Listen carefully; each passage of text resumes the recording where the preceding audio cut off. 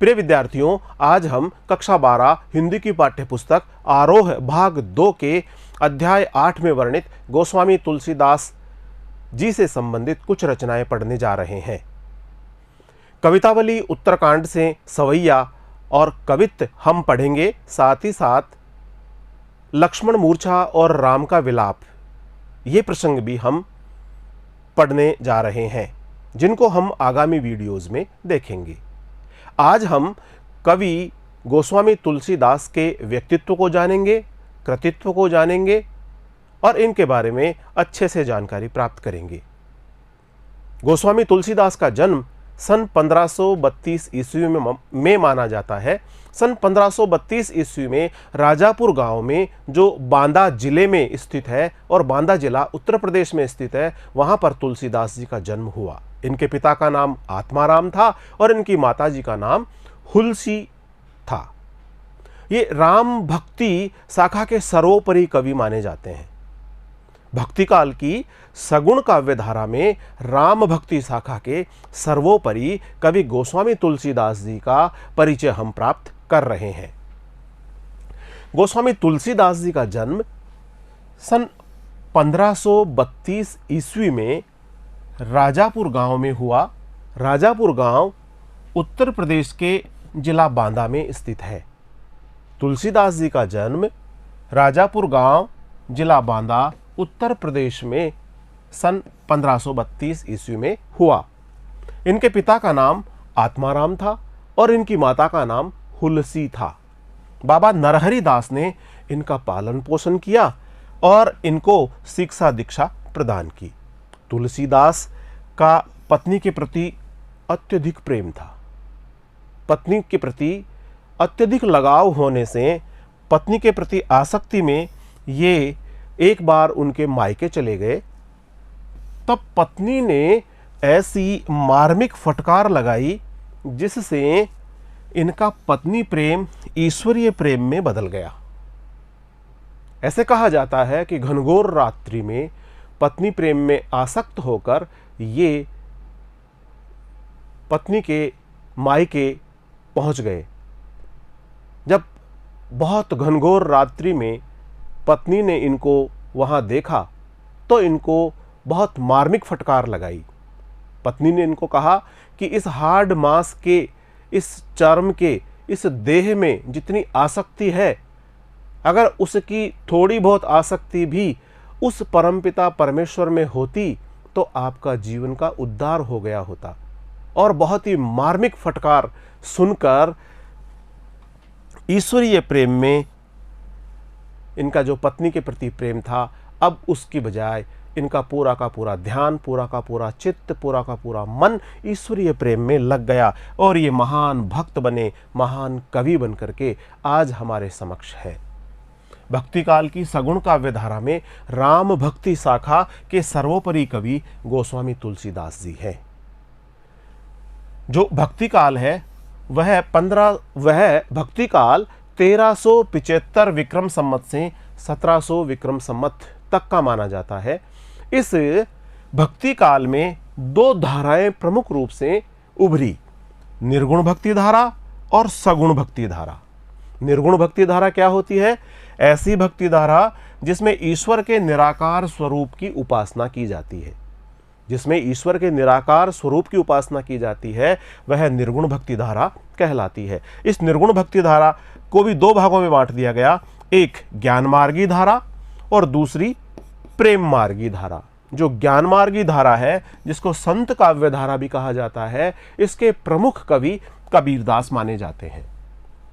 जो प्रेम मार्गी धारा है, निर्गुण भक्ति की जो प्रेम मार्गी धारा है, उसे सूफी काव्य धारा भी कहा जाता है और इसके प्रमुख कवि मलिक मोहम्मद जायसी माने जाते हैं। ठीक इसी प्रकार जो सगुण भक्ति धारा है, सगुण भक्ति धारा किसे कहते हैं? ऐसी भक्ति धारा जिसमें साकार ईश्वर की उपासना की जाए। साकार ईश्वर की उपासना जिस धारा में की जाती है वह सगुण भक्ति धारा कहलाती है। श्री राम की काव्य धारा और श्री कृष्ण की काव्य धारा, इसमें भी हम दो काव्य धाराएं देखते हैं, श्री राम की काव्य धारा और श्री कृष्ण की काव्यधारा। श्री राम की जो काव्यधारा है उसके प्रमुख कवि तुलसीदास माने जाते हैं। इन्होंने दास्य भाव से अपनी प्रस्तुति की है। श्री राम काव्यधारा के और जो अन्य कवि हैं उनमें नाभादास जी हैं, नरहरि दास जी है, रामानंद दास जी है इत्यादि। और श्री कृष्ण की जो काव्यधारा है उसमें सूरदास जी ने सख्य भाव से लिखा, मीराबाई ने लिखा, रसखान ने लिखा और भी बहुत सारे कवि इस शाखा में हुए हैं। जो प्रमुख रचनाएं गोस्वामी तुलसीदास जी ने रची हैं, आइए उनके बारे में अब हम चर्चा करते हैं। रामचरितमानस, विनय पत्रिका, गीतावली, श्री कृष्ण गीतावली, दोहावली, कवितावली और रामाज्ञा प्रश्न। आज हम आने वाले जो वीडियोज हैं उनमें हम कवितावली से कवित्त पढ़ेंगे, सवैया पढ़ेंगे और रामचरितमानस से हम लक्ष्मण मूर्छा और राम का विलाप पढ़ेंगे। इनका निधन सन 1623 में काशी में माना जाता है। हृदय सिंधुमति सीप समाना, हृदय सिंधुमति सीप समाना, स्वाति सारद कहीं सुजाना। जो बरसे बरबारी विचारू, हो ही कुबित मुक्तामणि चारू। कीरति भनिति भूत भल सोई, सुरसरी सम सब कह हित होई। इन चौपाइयों के माध्यम से कवि ने जो भक्ति काल की विशेष रूप से धारा का प्रवाह किया है उसको हम तुलसी के काव्य में सर्वत्र देखते हैं। भक्ति काल की सगुण काव्यधारा में राम भक्ति शाखा के सर्वोपरि कवि गोस्वामी तुलसीदास में भक्ति से कविता बनाने की प्रक्रिया की सहज परिणति हमें देखने को मिलती है। परंतु उनकी भक्ति इस हद तक लोकोन्मुख है, लोक हितार्थ है, जनता की भलाई के लिए है कि वे लोक मंगल की साधना के कवि के रूप में प्रतिष्ठित हैं। ये बात न सिर्फ उनकी काव्य संवेदना की दृष्टि से वरन काव्य भाषा के घटकों की दृष्टि से भी बहुत महत्वपूर्ण है और सत्य है। इसका सबसे प्रकट प्रमाण तो यही है कि शास्त्रीय भाषा संस्कृत में सर्जन क्षमता होने के बावजूद उन्होंने लोक भाषा, उन्होंने अवधी भाषा का प्रयोग किया है, उन्होंने ब्रज भाषा का प्रयोग किया है को साहित्य साधना के माध्यम के रूप में चुना और बुना। इसी अवधी और ब्रज भाषा के अंदर ही उन्होंने अपने विचारों की अभिव्यक्ति की, अपनी रचनाओं को प्रकट किया। जिस प्रकार उनमें भक्त और रचनाकार का द्वंद्व है। कवि गोस्वामी तुलसीदास जी बहुत बड़े भक्त हैं, बहुत बड़े रचनाकार हैं। कवि कविता की रचना करते हैं और दास्य भाव से भक्ति भाव भी उनका प्रमुख रूप से हमारे सामने प्रकट होता है। तो इस प्रकार से दो चीज आई, एक तो है भक्त, दूसरा है कवि यानी रचनाकार। इसका जो द्वंद्व है उसी प्रकार शास्त्र व लोक का भी द्वंद्व है, जिसमें संवेदना की दृष्टि से लोक की ओर वे झुके हुए दिखाई पड़ते हैं, सामान्य जन की ओर वो झुके हुए दिखाई पड़ते हैं, तो शिल्पगत मर्यादा की दृष्टि से शास्त्र की ओर। काव्य में जो भी शिल्पगत मर्यादाएं हैं उनको उन्होंने शास्त्र के नियम धर्मों के अनुसार बिल्कुल पूरी तरह से ठीक ठीक प्रकार से प्रस्तुत करने का कार्य किया है। शास्त्रीयता को लोकग्राह्य और लोकग्रहित को शास्त्रीय बनाने की उभयमुखी प्रक्रिया उनके यहाँ चलती है। यह तत्व उन्हें विद्वानों तथा जन सामान्य में समान रूप से लोकप्रिय बनाता है कि वो कठिन बात को सरल करके कहते हैं और सरल बात को शास्त्र सम्मत तरीके से व्यक्त करते हैं, और यही जो बात है वह जनमानस में उनको अत्यंत लोकप्रिय बनाता है। उनकी एक अनन्य विशेषता यह है कि वे दार्शनिक और लौकिक स्तर के नाना द्वंद्वों के चित्रण और उनके समन्वय करने वाले चितेरे कवि हैं। विभिन्न प्रकार के जो लौकिक स्तर के विभिन्न प्रकार के जो द्वंद्व हैं उनका वो बहुत खूबसूरती के साथ में प्रभावशाली तरीके से चित्रण करते हैं। द्वंद्व चित्रण जहाँ सभी विचार भावधारा के लोगों को तुलसी काव्य में अपनी अपनी उपस्थिति का संतोष देता है, वहीं समन्वय उनकी ऊपरी विभिन्नता में निहित एक ही मानवीय सूत्र को उपलब्ध करा के संसार में एकता व शांति का मार्ग प्रशस्त करता है। तुलसीदास की लोक व शास्त्र दोनों में बहुत गहरी पैठ है, लोक में भी और शास्त्र में भी, तथा जीवन व जगत की व्यापक अनुभूति और मार्मिक प्रसंगों की उन्हें अचूक समझ है। यह विशेषता उन्हें महाकवि बना देती है। लोक मंगल की भावना और साथ ही साथ शास्त्र सम्मत व्यवहार करने की जो शिक्षा है, ये जो उनके काव्य में हमें देखने को मिलती है, यह उन्हें महाकवि बना देती है। और इसी से प्रकृति व जीवन के विविध भावपूर्ण चित्रों से उनका रचना संसार समृद्ध हो जाता है, विशेषकर श्री रामचरितमानस। और इस प्रकार से श्री रामचरितमानस के माध्यम से प्रकृति व जीवन के विविध भावपूर्ण चित्रों को बहुत बेहतरीन तरीके से, बड़ी समृद्ध तरीके से जनमानस के समक्ष उन्होंने प्रस्तुत किया है। इसी से यह हिंदी का अद्वितीय महाकाव्य बनकर उभरा है।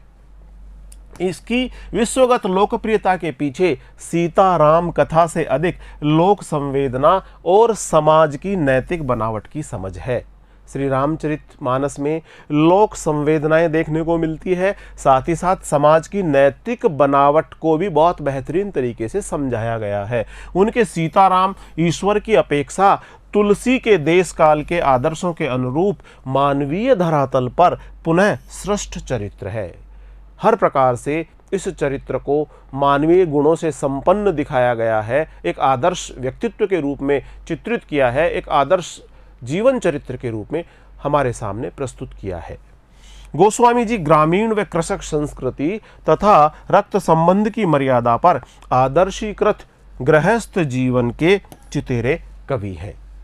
तुलसीदास इस अर्थ में हिंदी के जातीय कवि हैं कि अपने समय में हिंदी क्षेत्र में प्रचलित सारे भावात्मक व काव्य भाषाई तत्वों का वे प्रतिनिधित्व भी करते हैं।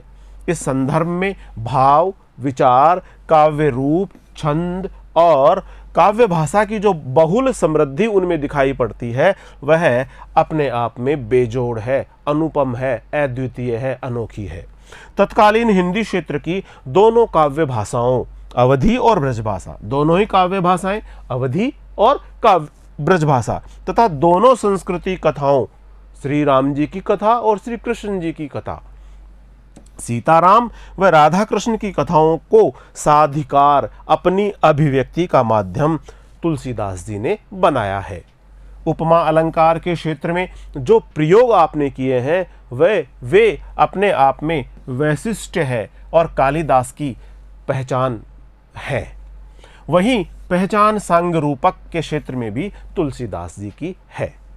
विविध विषमताओं से ग्रस्त कलिकाल तुलसी का युगीन यथार्थ है। कलयुग में किस प्रकार से जीवन जिया जाए, कलयुग का सामना किस प्रकार से किया जाए, इसका यथार्थ स्वरूप तुलसीदास जी प्रस्तुत करते हैं, जिसमें वे कृपालु प्रभु राम व राम राज्य का स्वप्न रचते हैं। युग और उसमें अपने जीवन का न सिर्फ उन्हें गहरा बोध है, बल्कि उनकी अभिव्यक्ति में भी वे अपने समकालीन कवियों से बहुत आगे हैं। यहाँ पाठ में प्रस्तुत कवितावली के 2 कवित्व हम पढ़ेंगे और एक सवैया भी जो इसके प्रमाण स्वरूप है हम पढ़ेंगे। कवित्व के बारे में थोड़ी चर्चा कर लेते हैं। कवित्व यह वार्णिक छंद होता है, मात्रिक छंद होते हैं और वार्णिक छंद होते हैं। तो ये जो कवित्व होता है ये वार्णिक छंद है, इसे मनहरण भी कहा जाता है। कवित्व के प्रत्येक चरण में 31 वर्ण होते हैं। प्रत्येक चरण के 16वें और फिर 15वें वर्ण पर यति रहती है और प्रत्येक चरण का अंतिम वर्ण गुरु होता है। सवैया जो हम पढ़ेंगे उसके बारे में कुछ चर्चा कर लें।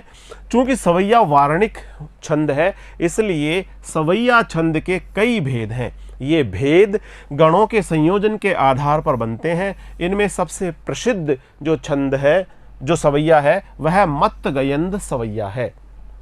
इसे मालती सवैया भी कहते हैं। सवैया के प्रत्येक चरण में 22 से 26 वर्ण होते हैं। 22 से 26 वर्ण होते हैं सवैया के प्रत्येक चरण में। यहाँ प्रस्तुत तुलसी का सवैया कई भेदों को मिला करके बनता है। प्रथम छंद जो हम इसमें पढ़ेंगे, आगामी वीडियोस में पढ़ेंगे, हम यहाँ इनके व्यक्तित्व के साथ साथ इनके कृतित्व के बारे में भी कुछ चर्चा कर रहे हैं। प्रथम छंद किसबी किसान, जिसकी प्रारंभिक पंक्तियां हैं, इसमें उन्होंने दिखलाया है कि संसार के अच्छे बुरे समस्त लीला प्रपंचों में आधार पेट की आग का दारुण व गहन यथार्थ है। जीवन में सबसे बड़ा सत्य यह है कि पेट की आग बुझाई जानी चाहिए, परिश्रम पूर्वक पेट की आग बुझाई जानी चाहिए। और सबसे बड़ी आग कवि ने यहाँ पर पेट की आग को ही कहा है, जिसका समाधान वे राम रूपी घनश्याम मेघ के कृपा जल में देखते हैं। इस प्रकार उनकी राम भक्ति पेट की आग बुझाने वाली यानी जीवन के यथार्थ संकटों का समाधान करने वाली बताई गई है। साथ ही जीवन बाह्य आध्यात्मिक मुक्ति देने वाली भी बताई गई है। जो दूसरा छंद हम पढ़ेंगे उसमें है खेती न किसान। इसमें प्रकृति और शासन की विषमताओं से उपजी बेकारी के बारे में उन्होंने चर्चा की है। गरीबी की पीड़ा का यथार्थ परख चित्रण करते हुए उसे दशानन यानी रावण के रूप में बताया है। तीसरा छंद है दूत कहो अवधूत। उसमें भक्ति की गहनता और सघनता से उपजे भक्त हृदय के आत्मविश्वास का सजीव चित्रण किया है, जिसमें समाज में व्याप्त जाति पाति और धर्म के विभेदक दुराग्रहों के तिरस्कार का साहस पैदा होता है। उन्होंने समाज में फैले हुए जाति और विभिन्न प्रकार के बुराइयों को भी दूर करने का बहुत साहसी और सार्थक प्रयास किया है। इस प्रकार भक्ति की रचनात्मक भूमिका का संकेत यहाँ है, जो आज के भेदभाव मूलक सामाजिक राजनीतिक माहौल में अधिक प्रासंगिक है। रामचरितमानस के लंका कांड से हम लक्ष्मण मूर्छा और राम का विलाप प्रसंग भी जो लिया गया है वो भी पढ़ेंगे। इसमें हमें चौपाई छंद, दोहा छंद और सोरठा छंद का प्रयोग देखने को मिलेगा। अब थोड़ी चर्चा करते हैं चौपाई छंद क्या होता है। चौपाई सममात्रिक छंद होता है। यह 4 पंक्तियों का होता है, जिसकी प्रत्येक पंक्ति में 16-16 मात्राएं होती है। 40 चौपाइयों वाली रचना को चालीसा कहा जाता है। 40 चौपाइयों वाली जो रचना है चालीसा, जैसे हनुमान चालीसा, शिव चालीसा, दुर्गा चालीसा इत्यादि। तथा यह तथ्य लोक प्रसिद्ध है। दोहा क्या होता है, कैसे इसकी रचना होती है। दोहा अर्ध सममात्रिक छंद होता है। इसके सम चरणों यानी दूसरे और चौथे चरण में 11-11 मात्राएं होती है, तथा इसके विषम चरणों में यानी पहले में और तीसरे में 13-13 मात्राएं होती है। और साथ ही साथ इसके अंत में एक लघु वर्ण भी होता है। सोरठा भी हम इसमें पढ़ेंगे। तो दोहे को उलट देने से सोरठा बन जाता है। इसके सम चरणों यानी दूसरे और चौथे चरण में 13-13 मात्राएं होती है, तथा विषम चरणों यानी पहले और तीसरे में 11-11 मात्राएं होती है। इसको उलट देने से जहां 11-11 मात्राएं हैं वहां पर इसके पहले और चौथे चरण में 13-13 मात्राएं हो जाएंगी और पहले और तीसरे चरण में 11-11 मात्राएं हो जाएगी। तो यह सोरठा हो जाता है। परंतु दोहे के विपरीत इसके सम चरणों दूसरे और चौथे चरण में अंत्यानुप्रास या तुक नहीं रहती है। इसमें आखिरी में तुक नहीं रहती है। विषम चरणों पहले और तीसरे में तुक होती है। रामचरितमानस के लंका कांड से गृहीत लक्ष्मण की शक्ति बाण लगने का प्रसंग कवि की मार्मिक स्थलों की पहचान का एक श्रेष्ठ नमूना है। भाई के शोक में विगलित, भाई के शोक में पीड़ित और त्रस्त राम का विलाप धीरे धीरे प्रलाप में बदल जाता है। राम का जो विलाप है वो प्रलाप में बदल जाता है। हृदय की व्यथा बहुत अधिक मात्रा में बढ़ जाती है, जिससे लक्ष्मण के प्रति राम के हृदय में छिपे प्रेम के कई कोण सहसा ही अनावृत हो जाते हैं। हमारे सामने राम के हृदय में भाई लक्ष्मण के प्रति प्रेम के जो बहुत सारे भाव छिपे हैं वो हमारे सामने प्रकट हो जाते हैं। यह प्रसंग ईश्वरीय राम का पूरी तरह से मानवीकरण कर देता है, जिसमें पाठक का काव्य मर्म से सीधे जुड़ाव हो जाता है और वह भक्त तुलसी के भीतर से कवि तुलसी के उभर आने और पूरे प्रसंग पर उसके छा जाने की अनुभूति करता है। भक्त कवि और रचनाकार कवि तुलसी, 2 अलग अलग यहाँ पर रूप में कवि गोस्वामी तुलसीदास जी को हम चित्रित कर सकते हैं। एक तो कर सकते हैं उनको कि जो भक्त तुलसी है और दूसरा है कवि तुलसी। भक्त तुलसी के रूप में और कवि तुलसी के रूप में हम उनको चित्रित कर सकते हैं। इस घने शोक परिवेश में हनुमान जी का संजीवनी लेकर आ जाना कवि को करुण रस के प्रसंग के बीच में वीर रस के प्रसंग के उदय के रूप में दिखाई पड़ता है। करुण रस का प्रसंग जहां पर राम विलाप कर रहे हैं और भाई लक्ष्मण मूर्छित अवस्था में उनकी गोद में लेटे हैं, बिल्कुल करुणा से भरा हुआ यह दृश्य। और तभी हनुमान जी संजीवनी बूटी लेकर आते हैं और जैसे ही संजीवनी बूटी लेकर आते हैं तो करुण रस के बीच वीर रस का उदय हो जाता है। करुण रस के प्रसंग में वीर रस का प्रसंग आ जाता है और इस प्रकार से यहाँ पर ये जो दृश्य है ये हमें रोमांचित भी करता है, आनंदित भी करता है। ये उपमा बहुत अद्भुत है और काव्यगत करुण प्रसंग को जीवन के मंगल विकास की ओर ले जाता है। प्रिय विद्यार्थियों, इस प्रकार आज हमने गोस्वामी तुलसीदास जी के व्यक्तित्व के बारे में जानकारी प्राप्त की, इनके कृतित्व के बारे में हमने जाना। अगले वीडियो में हम गोस्वामी तुलसीदास जी की रचना जो हमारे पाठ्य पुस्तक में है, कवितावली उत्तरकांड से हम सवैया और कवित्त पढ़ेंगे। तब तक नमस्कार।